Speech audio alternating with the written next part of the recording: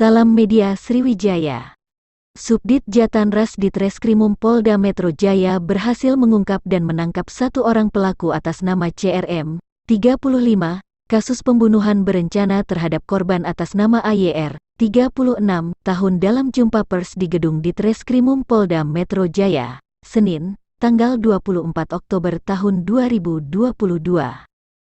Kabidumas Polda Metro Jaya Kombes Polisi E. Zulpan mengatakan awalnya pada tanggal 17 Oktober tahun 2022 pukul 21.35 waktu Indonesia Barat di parkiran truk Jalan Raya Kalimalang, Jati Bening, Pondok Gede Bekasi ditemukan bungkusan plastik hitam berisi sesosok mayat perempuan. Setelah dilakukan identifikasi diketahui mayat tersebut bernama AYR alias Ica beralamat di Pulau Gebang Indah, Cakung, Jakarta Timur. Saat diinterogasi awalnya pelaku mengatakan jika korban meninggal karena sakit asma saat sedang bersama dengannya di apartemen Grand Pramuka City, Jakarta Timur. Namun setelah didalami dan dari hasil penyidikan secara scientific investigation akhirnya pelaku mengakui telah membunuh korban dengan direncanakan karena pelaku dendam, sakit hati, dengan korban, kata Zulpan.